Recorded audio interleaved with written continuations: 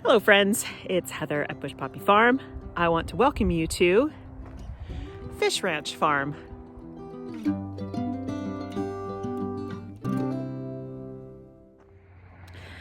So, Fish Ranch Farm, it's an extension of my home farm, Bush Poppy Farm.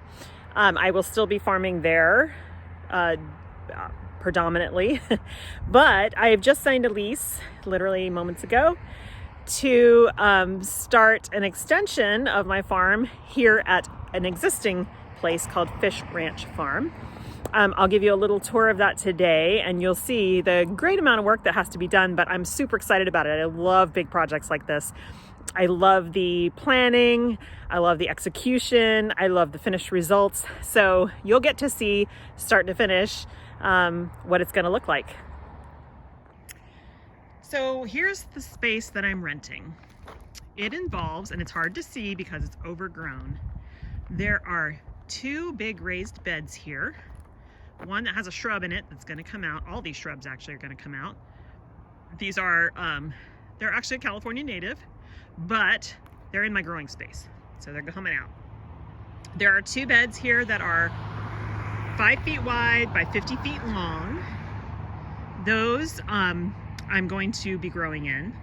And there's a pathway here. I might still squeeze yet another bed, maybe 3 feet wide, because that's a large pathway there. Then there's the greenhouse. It is 20 feet by 12 feet. It is glass, really nice. It's got electric, fans, tons of venting.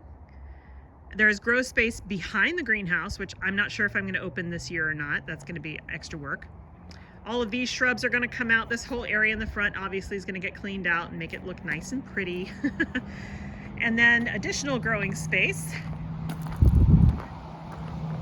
is here. This, although it's hard to see right now, but I promise you it will, the vision will come true, is another growing space that's actually nice and flat. It is the same size of the greenhouse. It is 20 by, actually more like 15 here. So I'll be putting three 3-foot wide beds in there. And then this area down here is also growing space. I don't even know how many beds I'm going to fit in here yet. So, as you can see, lots of work to be done. I need to clean up all the garbage, haul away the shrubs and stuff that are not supposed to be here. And then I'm gonna start with occultation. So because I am an aspiring no-dig farmer, instead of spraying any kind of pesticides, what I'm going to do is use my handy dandy weed whacker and or lawnmower, knock all this stuff down, because it's just grass and other weeds, knock it all down, and then cover it with a tarp. It will stay under that tarp for the next 5 to 6 weeks. While it's under there, it will all die. And in the process, it will become a mulch. So what I'll do then is I'll take the plastic off, or the landscape fabric off, which I can reuse over and over again. Take that off, and then I will create my beds by laying down cardboard to form the rows and then putting 2 to 3 inches of compost on top. From there, I will punch holes and plant my seedlings into it. So the seedlings will get a good start with the compost, but then they'll also be able to grow to reach down into the native soil, which is then being fed by all of the weeds that I've knocked down. And all of that heat, 6 weeks under a black landscape cloth in the sun, even though it's still chilly outside, will kill off all the remaining weeds. Then I will use the wood chips that are in abundance in big piles way up that hill. I will use the wood chips to create walkways, the paths in between my growing beds. So that's the plan. It's a huge amount of work, but it's my kind of project. I love hard work like this. I am gonna get a soil test done, and there's a lot of basic just garbage picking up to start with. See, there's like beds that the previous nursery owner created using hardware cloth. All of that has to come up to make it safe. Lots of wild carrot. All of this needs to come up and get moved so that I have safe walking spaces, safe beds to plant in,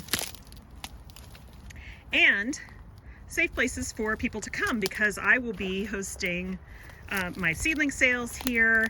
I'll be selling bouquets from here. I'll have a pickup spot for my CSA members here, and I also plan to host some workshops here. So you'll see that we're on a pretty busy road.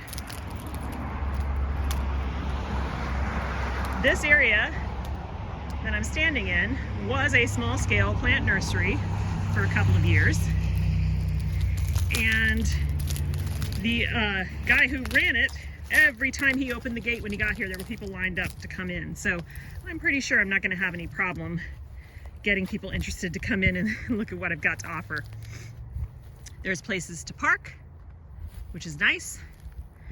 This house down here is called the Spice House. That is being rented by someone else. He is a contractor. Beyond that is a huge fenced-in paddock. He's gonna bring in goats. I'm so excited, there'll be goats here. His side business is using goats to clear landscape. That's a really popular thing around here in California. People rent goats to come and clear off their hillsides, etc., in advance of fire season, so that everything is safe, and it's much better for the environment, and it's more cost effective. So let's take a walk into the greenhouse and I'll show you that real quick. This is a glass greenhouse. Like I said, it is 12 by 20. And yes, there is lots of garbage that needs to get cleaned out. That's gonna be the first step. So 12 by 20 has a couple panes of glass that need to be replaced, but the landlords are working on that. This space is huge. I do not foresee growing my seedlings in here, starting seeds in here. I will keep using my home greenhouse to start seeds. One, because I have that set up all nice and it's working perfectly for me. And also, since I have to water seedlings every single morning, I want to be able to get to them right away instead of having to drive. But in here, I'll set up tables and I'll bring everything that is in the seedling, full-grown seedling stage that have been up potted and everything. I'll bring all of those in here to keep them going on, and I can run my seedling sales from here. I can run my tulip and narcissus sales out of here. I can run lilies sales out of here because come around mid-July through September, it's gonna be too hot to be in here. That time of year, we get temperatures in the triple digits, and inside a glass greenhouse, no matter how much venting you have, it's gonna be way hotter than that. So not a place for plants or for people at that point, but that's okay. This is still giving me a lot of additional space.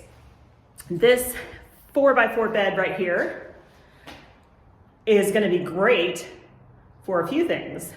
One, growing tulips under cover is the best way to grow them for me, because in this area, as you can see, there's no deer fencing, so tulips would get decimated by deer and or squirrels, etc. So by putting them in the greenhouse in a raised bed, number one, I can fit about 800 of them in that bed. Number two, then they're protected from the things that might eat them.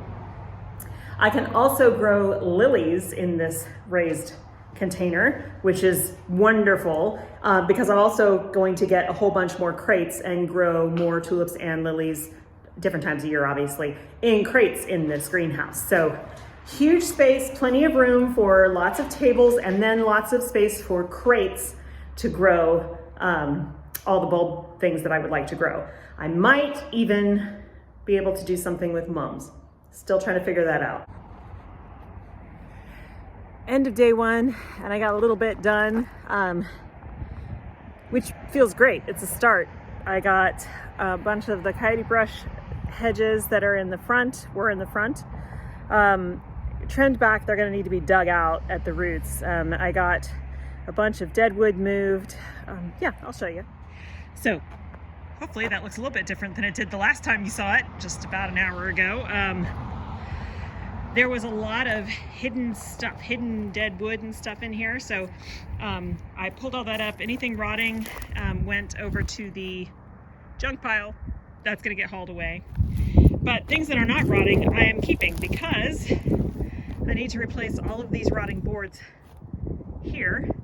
And so there's more of these long boards that are not rotten. That'll be perfect for that. All of these bricks I can totally use for something. If nothing else, they can hold down landscape fabric. So this area, now the approach to the house is so much better because all these giant coyote bush shrubs are at least trimmed down. I gotta come and dig up the root balls. So it's a start. I need to go pick up my kids and I'm starving. So tomorrow's a new day. I'll come back out. I actually was going to use the weed whacker and realized I grabbed the wrong battery. So that's all right. I'll come back. It's just the beginning, but I'm excited to have gotten the start. Oh, and you see all this weird like closet shelving? That stuff is great when you build, if you build benches for inside the greenhouse. It can be the surface of your bench. See that? And it's great because the water drains through. It's perfect. So I found these. I can cut them down to fit and they will be great for building additional benches to go in the greenhouse. So that's it. That's my exciting news. Bush Poppy Farm, the Fish Ranch Road location. You guys are going to come along for the ride because as you can see, there is a ton of work to be done. So I will basically just be out here setting up cameras and filming things as they go. I'll probably do that all vlog style so I can link them all together instead of just doing it, one video at a time. But I'm super excited. This is a big step for the business and took me a while to make it work because not so much financially, but I need extended insurance now. There's some other things that I had to consider, but it felt like the right move for the business.